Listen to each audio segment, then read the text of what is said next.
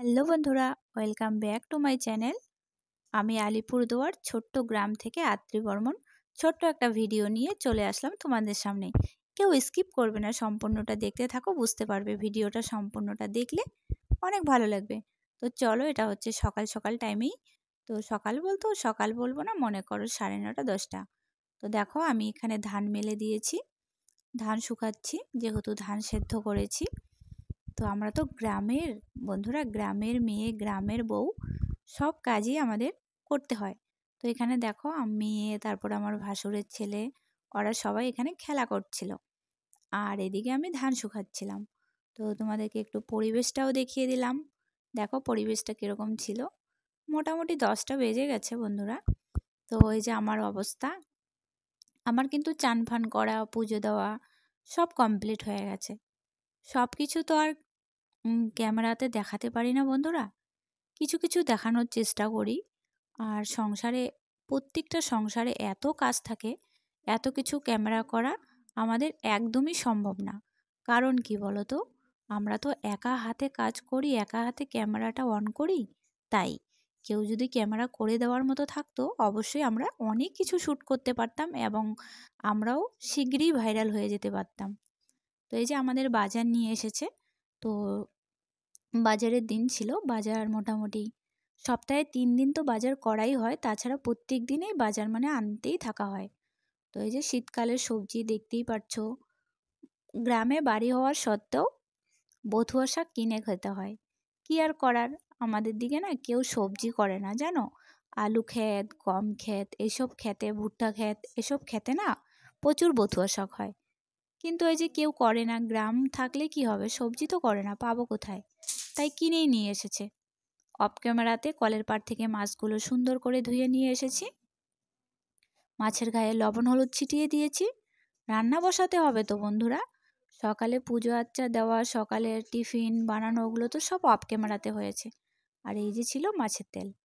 তো এই মাছটা ছিল কি বলো তো, লোকাল।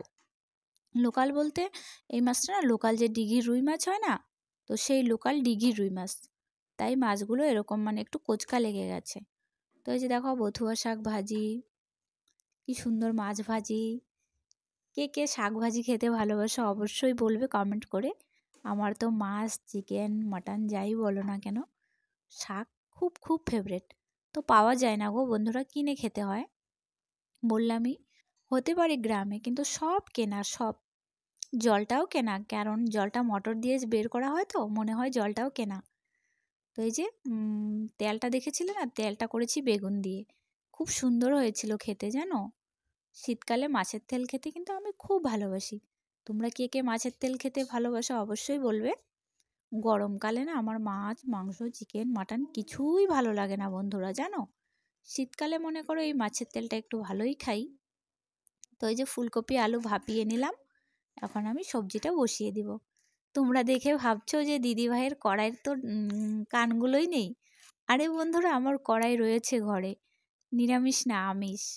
তো দেখো, এই কড়াইটা না ডান্টি দুটোই খুলে গেছে। তো আমি কি করছি বলো তো, নতুনটা আর বের করছি না, এটা দিয়েই কাজ চালাচ্ছি।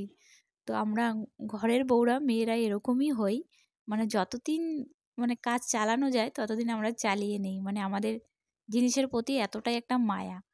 তো ভাবছি অনেক দিন থেকে যে এই কড়াইটা চেঞ্জ করব, দুটো কান্দাই নেই, ধরতেও অসুবিধা হয়। তো ওই যে বললাম না, আমাদের সব কিছুর প্রতি এত একটা মায়া হয়ে যায় যে আমরা কিছু ছাড়তেই পারি না সংসারের জিনিস। তো তাই এটাতেই রান্না করতে ভালোবাসি, আর নতুন কড়াইটা আর এখনও বের করছি না। তো এই যে দেখো, কাঁচা লঙ্কা বেটে দিয়েছি বন্ধুরা, তাই কালারটা এরকম এসেছে। শুকনো লঙ্কার গুঁড়ো ব্যবহার করব না গো, মানে বেটে খাওয়াটাই খুব ভালো। আর আমার একটু গলব্লাডার সার্জারি হয়েছিল, তো তাই আমি গুঁড়ো লঙ্কা খেলে পরে, গুঁড়ো জিনিস খেলে না একটু প্রচুর পেটে সমস্যা হয়। তো দেখো কালারটা কীরকম এসেছে, নতুন আলু দিয়ে জাস্ট বাও লাগবে। তো তারপর আর কোনো ভিডিও শ্যুট করিনি, অনেক ধান ঘাটাঘাটি করলাম, বাড়ির কাজকর্ম, বাসন মাজা, খাওয়া দাওয়া সব হয়েছে অফ ক্যামেরাতে। চলে এসেছি রাত্রে। তো নেমন্তন্ন বাড়ি ছিল, বার্থডে বাড়ি। তো বার্থডে বাড়ির জন্য এই যে সোয়েটার নিয়ে এসেছি, মেয়ে বার্থডে তো, আর কিছু জিনিস, ভেজলিং টিপ, এসবই। টাটা, ভালো থেকো।